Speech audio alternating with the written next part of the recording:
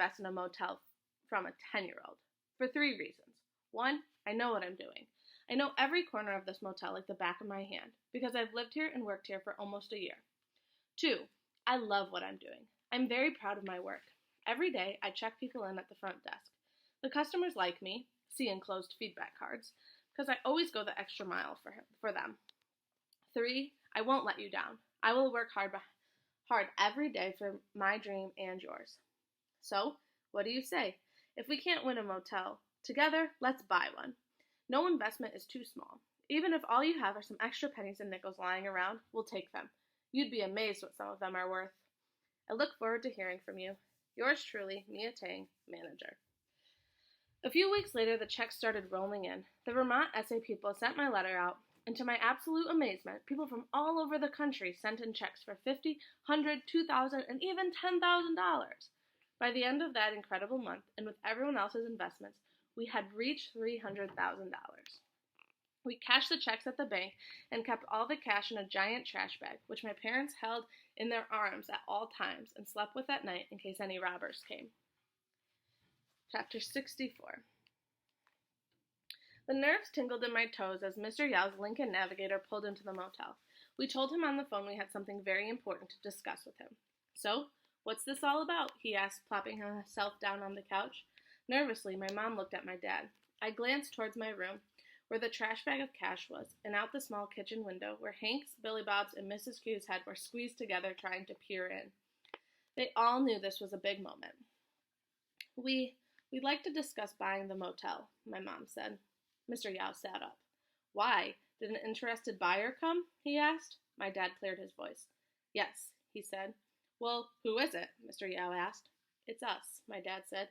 You? Mr. Yao said, and he started laughing. How much did you come up with? $500? He chuckled. Actually, we came up with $300,000, my dad said. Mr. Yao stopped laughing. A war was happening, and Mr. Yao's face as denial morphed into rage. How the heck did you get $300,000? Mr. Yao finally asked. That's not important, my dad said. What's important is, do we have a deal or not? Again, Mr. Yao burst out laughing. Do we have a deal or not? Who do you think you are? I jumped in. He's a guy who's about to buy your motel. That's who he is, I told him. Oh, no, he's not, Mr. Yao snapped. There's another buyer interested, and he's offering more. How much more? Mr. Yao shrugged. How much? My dad repeated. What's the difference? You can't afford it. How much? $50,000. We called up every single investor, but unfortunately nobody had any extra money. They had already given us every dollar they had. Even Mr. Cooper said his hands were tied. He added that if the deal did not go through by the end of the month, he would need his $50,000 back so he can put it into one of his other investments. I dropped my head into my hands. Everything was slipping away. All my hard work. It felt like losing the essay contest all over again. Except it hurt so much more, because this time I was letting everybody down. I hugged the humongous trash bag of money and cried. I cried for all the motel essay contest applicants who once again failed to get a motel. I cried for young Hank getting pushed around by all these mean kids, and old Hank, 40 years later, still getting treated unfairly. And for Lupe's dad boiling away on the roof every single day under the blistering sun. I cried for Mr. Abion, the convenience store guy from the Philippines, and Mr. Bagawati, the laundry guy, with his raisiny fingers and hunched back washing bundle after bundle of clothes. I cried for Uncle Zhang, poor Uncle Zhang, who had no money but still insisted on contributing because it was so important to him to help us in our hour of need. And all the other uncles and aunts who send us money, hoping for a slice, however tiny, of the American dream. And now it was all going to fall apart. Over $50,000. $50,000 we couldn't come up with, even if you opened us up and sold us for parts. Slowly, I stood. I dried my tears picking up the bag of money and walked into the living room. Hey, where are you going with that? My parents asked me. I'm going to call the investors, start returning all this money, I told my parents. They shook their heads. We have an idea, they said. Chapter 65. No, I said, shaking my head firmly. Just this once, my dad said. We're so close. Dad, you saw what happened to Uncle Ming. The memory of his black eye and the bruises on his neck were where the loan sharks grabbed him, ripped through me. I know. But this is different. You said it yourself. This is a huge opportunity. I looked at my dad. I had never seen so much determination and hope in his eyes. We're this close, my dad said, holding up his fingers. My mother put her hand over mine. Just this once, she repeated. We'll pay them right back. Just this once. Hour after terrifying hour, I sat and waited at the front desk. The loan sharks were coming. I pictured the hammerheads swimming up to the front desk, glaring at us from the sides of their heads. They pulled into the motel in a black Cadillac DeVille. 3 big Chinese guys stepped out. They were all wearing leather jackets. One of them had a tattoo of the word Ren in Chinese on his neck, which means to suffer. Another had a big tear in his ear, like someone had ripped out his earring. And the third, the boss of the group, had oily skin and long stringy hair, which he wore in a ponytail. There was a great big bulge in his jacket, and I swallowed hard as they stepped through the bulletproof glass door. You understand, for an amount this large, we're going to need some collateral, the oily boss of the loan shark said to my dad. 3 of them sat on the small sofa in our living room. With a trembling hand, my mom poured them the last of our jasmine tea. Yes, my dad said, that makes sense. What do you need? Passport, ID, he said. I felt myself go cold. But Uncle Zhang, I reminded my dad. My dad put a finger over his mouth. Not now. It'll be returned to you, of course, when you pay us back, the oily boss said. His voice lingered. But if you don't pay us back the $50,000 plus another $20,000 on top, well, then, the boss glanced at his associates. The associates stretched their hands and cracked their knuckles. With every crack, fear jolted down my spine. It was decided that the next afternoon the loan sharks would come back with the $50,000, and my parents would hand over our passports and IDs. I walked to school with nails in my stomach. It was the last day of school. As we all cleaned out our desk and counted down to the last hour, Jason walked up to me. Hey, he said. In his hand, he was holding a pencil. It was my sparkly green one. Been meaning to give this back to you, he said, handing the pencil to me. I looked down at the pencil in my hands. I'd expected it to be super short and beat up by now. I had had visions of Jason's dog chewing on it, Jason stabbing things at home with it, wearing it down to a nub. But it was exactly the same length as before, and as beautiful and sparkly as ever. Thank you, I said. This means a lot to me. I hugged my pencil in my hands. I'm sure you'll write great things with it, he added. I looked up at him, surprised. Like the piece you wrote about coming to America. A smile stretched across my face. Thanks, I said. Jason looked down at the floor. I'm sorry I made your year so miserable, he said softly. It's okay, I said. I'm sorry, too, for, I could see it in his eyes, but I did not need to remind him about the time in the auditorium. He probably remembered every day. Here, I have something for you, too, I said. I reached deep into my backpack and pulled out a thank you letter I'd been meaning to give him. I'd been carrying it around in my backpack for months. Jason looked down at the note, surprised.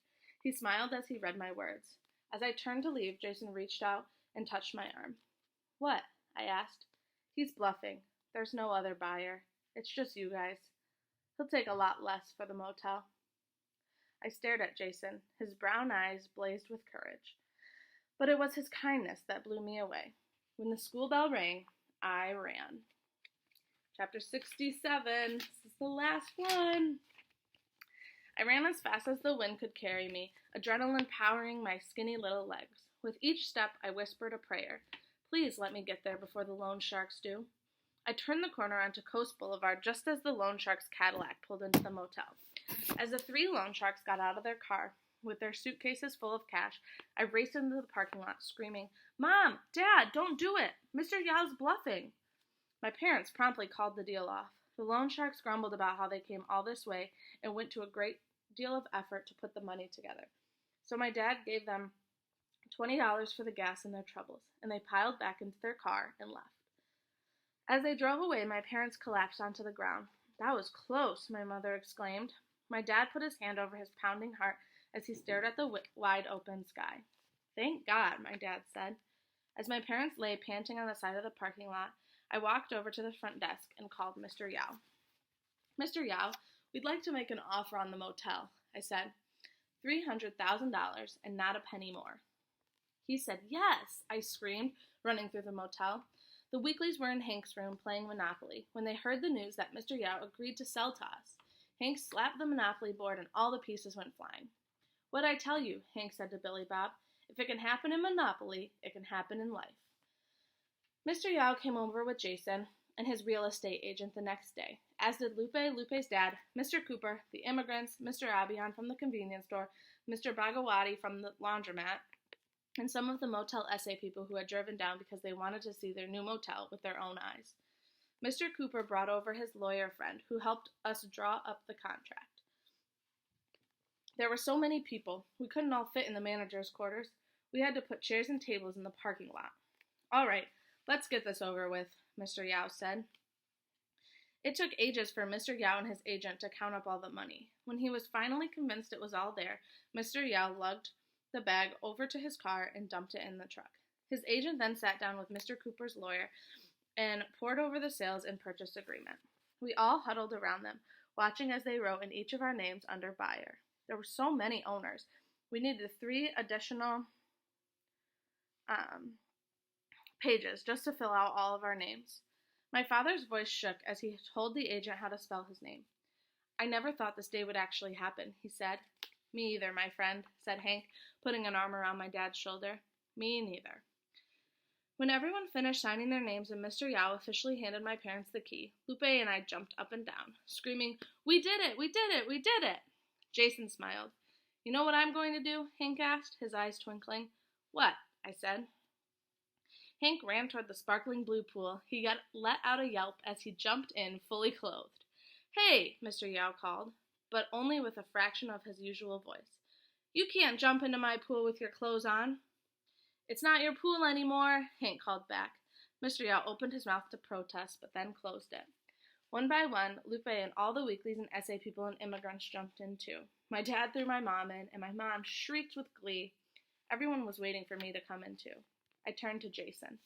"You coming?" I asked him. Jason turned to his dad and asked if he could stay. Mr. Yao scoffed. "You don't want to go swimming with these losers, do you?" he asked his son. Jason shook his head. "No, Dad," he said. "I'm going swimming with the winners." Hand in hand, we jumped into the pool. As we splashed and swam in the sun-kissed water, my mother suddenly remembered something very important. Wait, she said. "Let's get a picture." "I'll take it," Hank jumped out. As he held his hand up and clicked, I looked around at my new family, and I smiled. It was a picture I'd been waiting a long, long time for. And that's the end. I'm so glad that we got to finish it. It was the first thing I grabbed when I got into the classroom this morning. So I'd love to hear from you, hear about your thoughts about the book in general or the way that it ended. So shoot me an email if you want to talk about it. Other than that, I hope you have a great weekend, and I will be back on Monday with the Tale of Despero. So talk to you soon.